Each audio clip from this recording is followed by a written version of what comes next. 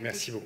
Donc oui, bonjour, je suis Thomas Gaillard, je suis un des assistants de chirurgie à l'Institut Curie. Et donc, effectivement, comme introduit par Anne-Sophie, on s'est posé la question de se demander quelle était la stratégie de chimiothérapie la plus adaptée en termes de pronostic pour les patientes qui ont une indication de chimiothérapie avec une tumeur RH+HER2 négative.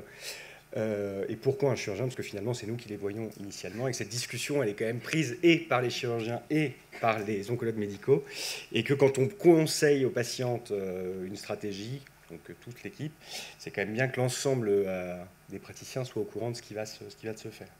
J'ai commencé par un tout petit rappel, parce qu'on parle aussi de stratégie de chimiothérapie chez les femmes jeunes.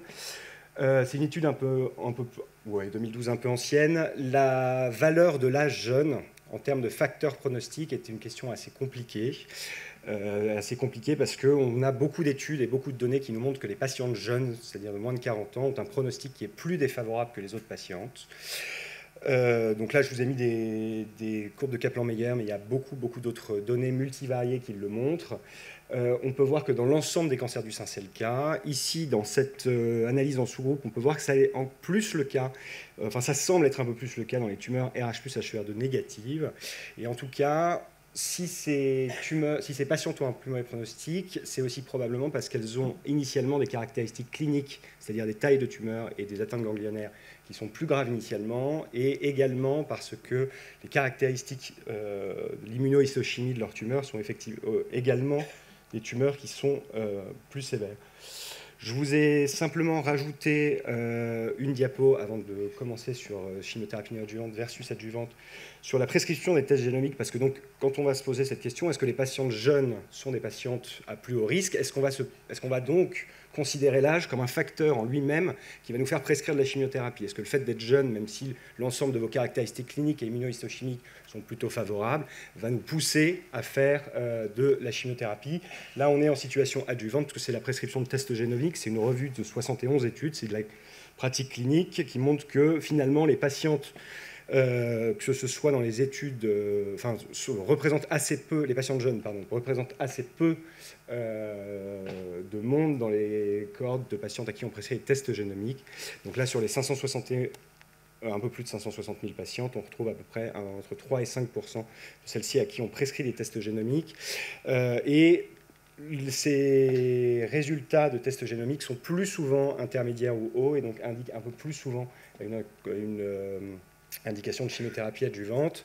À noter, et c'est aussi intéressant dans cette étude, que les patientes qui ont un risque low se voient plus souvent, lorsqu'elles ont moins de 40 ans, avoir quand même une indication de chimiothérapie adjuvante qui leur est proposée, donc probablement sur le fait qu'elles sont jeunes, alors qu'on ne leur aurait pas proposé après 40 ans. Ceci étant dit, maintenant on repart en prise en charge initiale. La question, quand on a une patiente qui a une indication de chimiothérapie initialement, la question est de savoir est-ce qu'on la réalise avant la chirurgie, c'est-à-dire une chimiothérapie néoadjuvante, ou est-ce qu'on va la réaliser après la chirurgie en situation adjuvante. Ici, vous avez une méta-analyse qui est un petit peu ancienne, de 2007, qui nous montre que, historiquement, la chimiothérapie néoadjuvante est apparue pour faire diminuer la taille de la tumeur et donc permettre d'augmenter nos chances de réaliser un traitement conservateur, c'est-à-dire de pouvoir garder le sein. Et donc on voit là sur cette méta-analyse qu'effectivement, avec une stratégie néoadjuvante, on arrive à avoir plus de traitements conservateurs qu'avec une situation adjuvante. Là, dans cette nouvelle méta-analyse de 2017, on va aller voir donc, dans les groupes qui nous intéressent. Est-ce que ces résultats que vous voyez en bas, donc on voit bien qu'effectivement, ça confirme bien que quand on envoie les patientes en chimiothérapie première avant de les opérer, on a plus souvent un traitement conservateur qui va pouvoir être réalisé, et que c'est le cas dans les groupes d'âge qui ont été regardés dans l'analyse en sous-groupe, à moins de 45 ans, 45-55 et à plus de 54 ans. Donc, quel que soit l'âge, le fait de faire une chimiothérapie néoadjuvante, ça va nous augmenter nos chances de réussir un traitement conservateur. Et c'est également le cas, même si on n'a pas d'analyse en sous-groupe, en fonction des sous-types tumoraux, c'est également le cas pour les tumeurs qui sont hormonodépendantes. La question qui se pose ensuite, c'est que forcément, si on arrive à faire plus de traitements conservateurs, est-ce qu'on va avoir un impact sur la survie, sur la survie sans récidive et sur la survie globale de ces patientes? Est-ce que le fait de commencer par une chimiothérapie ou commencer par une chirurgie, ça va impacter leur survie? Donc la première, donc c'est toujours de cette méta-analyse de 2017 de l'EBCTCG du Lancet Oncol, la première chose qu'on peut voir, c'est que dans la stratégie néoadjuvante, on a plus de récidives locales, ce qui est forcément corrélé au fait que ces patients vont avoir plus de traitements conservateurs. En revanche, pour les récidives à distance, qui est la courbe à droite, on peut voir qu'il n'y a pas de différence entre les deux stratégies, et donc adjuvant versus néoadjuvant, donc chirurgie première versus chimiothérapie première, pas de différence en survie sans récidive métastatique, pas de différence non plus en survie globale ou en survie spécifique à la maladie, quelle que soit la stratégie. Donc, ça, c'est des résultats chez toutes les patientes, tous les groupes d'âge et surtout tous les sous-types tumoraux. Il y a autant de trucs, enfin, les tumeurs triple négatives, les tumeurs HER2 positives et les tumeurs RH plus HER2 négatives qui vont nous intéresser sont compris dans ces analyses.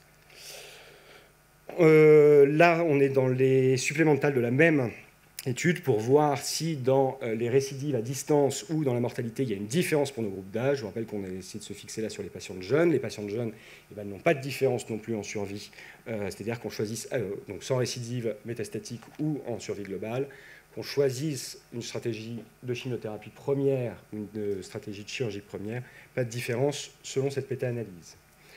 Et donc, qu'est-ce qui fait qu'on choisit c'est forcément que la chimiothérapie néoadjuvante ou la chirurgie première va pouvoir nous apporter autre chose. L'un des intérêts majeurs de commencer par une chimiothérapie néoadjuvante, c'est qu'après la chirurgie, on va avoir une analyse in vivo de la chimiosensibilité des tumeurs. C'est-à-dire qu'on va être capable de dire exactement comment la tumeur a répondu à la chimiothérapie. Et donc ça va nous apporter des informations en plus. Faut-il encore qu'elles soient pertinentes? Et elles le sont. Les patientes là qui sont en PCR, donc en pathological complete response, donc en réponse complète histologique, ont un meilleur pronostic que les patientes qui ne sont pas en réponse complète. Donc ça veut dire qu'on va être capable de dépister des patientes qui sont à moins bon pronostic et donc de leur proposer des nouveaux traitements, ou en tout cas des traitements de rattrapage qu'on n'aurait probablement pas proposés si elles avaient été en réponse complète histologique. Donc c'est déjà ça, c'est un premier point qui va être un point important pour la chimiothérapie néoadjuvante. Et donc, donc cette courbe, elle sort d'une méta-analyse de Patricia Cortázar de 2014, celle-ci également, et on va s'y attarder 5 minutes. La question, elle va être de savoir combien de patientes, comment est-ce qu'on va pouvoir choisir les patientes qu'on a envie de mettre en chimiothérapie néoadjuvante. Il n'y a pas de différence en survie, on fait un peu plus de traitements conservateurs, et on va pouvoir savoir lesquelles ont bien répondu au traitement. Et donc, on va avoir cette analyse qui va nous demander, donc là, en abscisse, le pourcentage de réponse complète histologique. Donc, combien de patientes n'ont plus une seule cellule tumorale après avoir eu la chimiothérapie puis la chirurgie. Les deux premières lignes sont les tumeurs qui vont le plus nous intéresser, que sont les tumeurs RH positives, HER2 négatives. La première ligne, quand elles ont un faible grade, elles ont moins de 10% de réponse complète histologique. Donc 7,5% de réponse complète histologique, c'est des tumeurs qui sont extrêmement peu chimiosensibles, qui répondent mal à la chimiothérapie. On va probablement pouvoir, on ne sait pas. Est-ce que ça nous permet d'avoir plus de traitements conservateurs dans cette sous-population-là? On ne sait pas, mais quand on a une réponse aussi pauvre, on peut s'attendre à ce que cette stratégie en premier ne soit pas forcément la plus intéressante. Quand on augmente, on prend le même sous-type, mais avec des tumeurs qui sont avec des cellules qui sont plus dédifférenciées, donc de grade 3, et qui vont être théoriquement plus agressives, on augmente ce taux de réponse complète histologique, et pour passer autour de 16%. Ensuite, ce qui est intéressant de voir, c'est que là, dans les 4 lignes qui suivent, les patientes qui ont une tumeur HER2 positive, qu'elles aient ou non du trastuzumab, elles vont avoir, si on compare trastu, une moins bonne réponse complète histologique, un moins bon taux de réponse complète histologique, si elles ont des RH positifs. Donc ça veut dire que le fait d'avoir des récepteurs hormonopositifs sur une tumeur va diminuer la chimiosensibilité, en tout cas in vivo, c'est ce qu'on peut voir sur ces patients, va diminuer la chimiosensibilité de ces tumeurs-là, qu'elles aient eu du trastuzumab ou non. Et les tumeurs triple négatives, on le voit, ont environ 35%. Donc pour l'HER2, on va enlever les lignes de trastuzumab parce que le trastuzumab est maintenant prescrit absolument partout, mais on va passer de 30 à 50%, ce qui est quand même majeur. Donc, Je vais faire une première réponse initialement. Donc forcément, ça va nous dire que les tumeurs qui sont HER2 amplifiées ou des tumeurs triple négatives, quel que soit leur âge, vont bénéficier aujourd'hui, dès qu'elles ont une taille supérieure à 2 cm ou un statut ganglionnaire qui est positif, c'est-à-dire une tumeur de plus de 2 cm ou une tumeur, quelle que soit sa taille, qui a une atteinte ganglionnaire, va avoir une chimiothérapie néoadjuvante, si elle peut la supporter, dans l'optique d'avoir justement cette réponse au traitement, parce que quand vous avez au moins 30% de PCR, ça vous intéresse de savoir comment ont répondu les patientes pour pouvoir les rattraper si elles ne sont pas en PCR. Et donc maintenant, la question qui se pose, c'est de se dire qu'est-ce qu'on fait de ces patientes RH+, HER2 négatives de haut grade, puisqu'on a réalisé un travail à l'Institut Curie en reprenant l'ensemble de nos patients. Donc c'est un travail qui est monocentrique et pour lequel on a inclus uniquement des tumeurs RH+, HER2 négatifs de grade 3. On a exclu les tumeurs de grade 1 et de grade 2 parce qu'on considérait qu'elles n'étaient pas assez chimiosensibles et qu'en plus on leur avait proposé assez peu finalement de schéma néoadjuvant.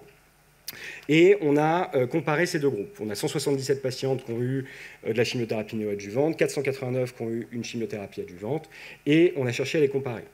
La première chose, c'est que comme ce n'est pas un essai randomisé, vous pouvez me répondre immédiatement, mais ces patientes ne peuvent pas se ressembler. Vous avez choisi une stratégie néoadjuvante d'un côté, de l'autre une chirurgie première, évidemment, elles ne se ressemblent pas. Il y a des patientes qui vont avoir des tumeurs. Les patientes à qui on a fait de la chimio initialement ont des tumeurs qui sont un peu plus grosses et elles ont un statut ganglionnaire qui est plus important.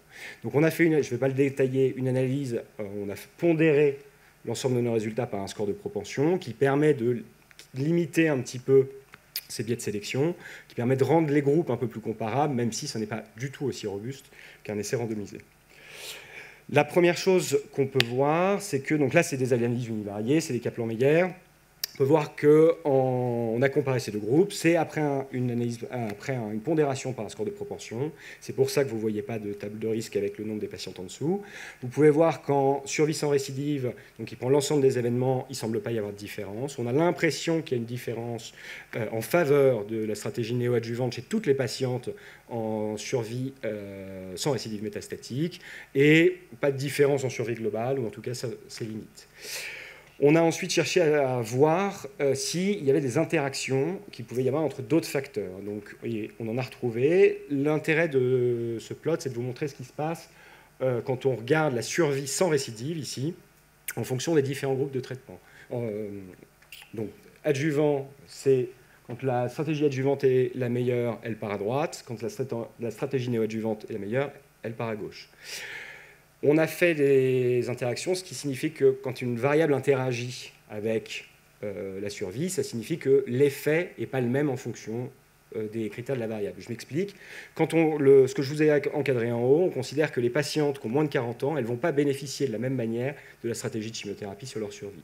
On a l'impression que les patientes de moins de 40 ans, elles ont un vrai bénéfice important à avoir d'abord de la chirurgie, puis ensuite de la chimiothérapie, tandis que les patientes de plus de 40 ans semblaient bénéficier plus souvent, plus en survie sans récidive, de la stratégie néoadjuvante. Et avec la même chose pour les statuts préménopausés et postménopausés, ce qui est finalement assez logique. On a regardé ça en survie globale, je vais vous le résumer plus rapidement parce qu'il y a beaucoup de choses, mais on a cherché le même type d'interaction, et il semblerait que ça interagisse également avec l'avancée de la maladie, c'est-à-dire est-ce que les patientes ont également une atteinte ganglionnaire, et les patientes jeunes préménopausées avec une atteinte importante semblaient ressortir comme ne bénéficiant pas de la stratégie néoadjuvante. Ce qui nous a un peu heurté, c'est-à-dire que c'est les patientes chez qui, justement, on avait plutôt envie de faire diminuer la charge tumorale initialement par la chimiothérapie, parce qu'elles ont une atteinte ganglionnaire, et donc on a envie de diminuer la charge de micrométastase qui peut circuler avant de pouvoir les opérer. Et pour autant, elles ne semblent pas en bénéficier. L'une des questions qu'on s'est posées ensuite, alors je ne vais pas trop revenir dessus, parce que j'ai vu que vous aviez eu déjà des choses sur l'aménorrhée chimio-induite ce matin. L'une des théories, forcément, c'était de se demander si ces patientes-là ne réagissent pas à la chimiothérapie. On a dit que les tumeurs qui étaient RH positives, elles étaient moins chimiosensibles, alors même quand elles avaient une surexpression d'HER2. Donc le statut RH+, est un statut qui diminue la chimiosensibilité ou qui augmente la chimiorésistance. Forcément, si les patientes sont non ménopausées, qu'elles ont une charge hormonale qui est plus importante, on va considérer que peut-être qu'il doit y avoir une stimulation de cette chimiorésistance.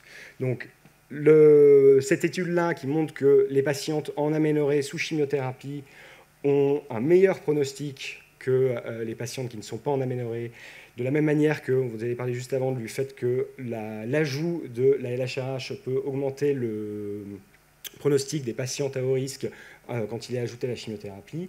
Est-ce que c'est par augmentation de la chimiosensibilité ou est-ce que c'est parce qu'il y a d'autres mécanismes qu'on ne connaît pas? Évidemment, je n'ai pas la réponse, mais en tout cas, c'est une des pistes qu'on a suivies.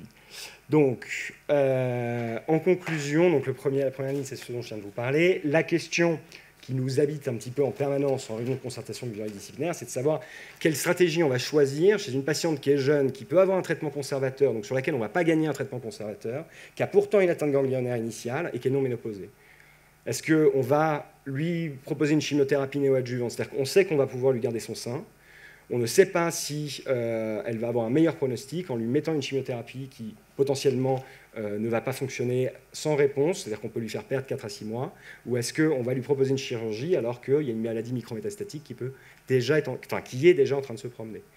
Et ensuite l'ouverture forcément de la place des inhibiteurs de CDK4/6 dans ces indications, puisque on a des essais en cours pour essayer de se demander si ces patientes à haut risque ne bénéficieraient pas plus des inhibiteurs de cycle plutôt que de la chimiothérapie, mais ce n'est peut-être pas le sujet du jour.